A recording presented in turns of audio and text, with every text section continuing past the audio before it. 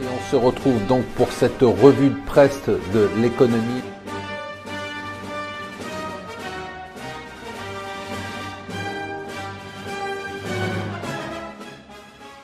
Bonjour et bienvenue sur mon financier pour le morning zapping du jour. Nous sommes le vendredi 30 mars, journée un peu particulière puisque les marchés sont fermés. L'heure peut-être de faire un premier bilan. Premier trimestre médiocre, résultat très beauf. On a un CAC 40 qui est en baisse quasiment de 3%.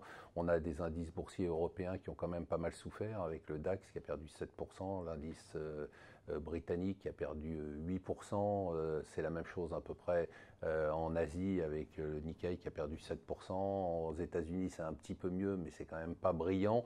Les raisons de tout ça, et on a surtout un retour de la volatilité qui est à 20%. Rappelez-vous qu'elle était quasiment en dessous de 10% sur la fin de l'année 2017. La volatilité, c'est cet indice de peur des marchés.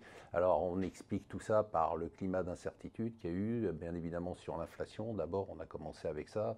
Ensuite, on a eu et on a toujours les relents de guerre commerciale. On a aussi maintenant les difficultés de la tech. Le Nasdaq a été quand même un des moteurs de la hausse. Et puis, les politiques un peu plus restrictives des banques centrales. Ce qui est très frappant quand même quand on regarde les performances sur un an, c'est la sous-performance de l'Europe par rapport aux États-Unis, alors qu'on explique depuis un an que l'Europe, c'est vraiment le territoire extraordinaire et que c'est là que tout se passe et qu'il y a un changement de perception de l'Europe. Enfin, tout ça est très étonnant. Voilà. Alors, est-ce qu'on est dans un retournement de tendance ou est-ce qu'on est simplement dans un repli? Pour l'instant, on peut dire qu'on est dans un repli, compte tenu de la baisse, même si elle est marquée, c'est quand même une faible baisse par rapport à la hausse des dernières années, trop tôt pour parler de retournement de tendance. Voilà pour le point sur les marchés. On en reparlera ce soir dans C'est votre argent, surtout à ne pas manquer à 19h sur BFM Business.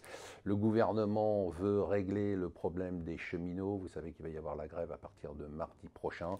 Du coup, il a décidé de décaler un petit peu la réforme sur les retraites. J'espère que ça ne sera pas un décalage qui sera trop long parce que cette réforme est absolument nécessaire. Beaucoup d'annonces spectaculaires sur l'intelligence artificielle, 1,5 milliard d'euros annoncés par Macron. Si on regarde ça de près, on s'aperçoit que finalement tout ça faisait partie d'un fonds pour l'innovation de 10 milliards qui avait déjà été annoncé et qu'on est très loin des autres pays. Mais enfin, c'est toujours mieux que rien. La tech continue à prendre des coups sur la tête. Hier, c'est Tesla qui a encore baissé. On a une baisse de 15% en 2 jours. Et enfin, un dossier intéressant sur le Figaro Week-end, enfin dans le Figaro, sur les conséquences de l'impôt à la source et la façon dont ça va être géré. Voilà, je vous souhaite une excellente journée. Je vous souhaite un excellent week-end de Pâques.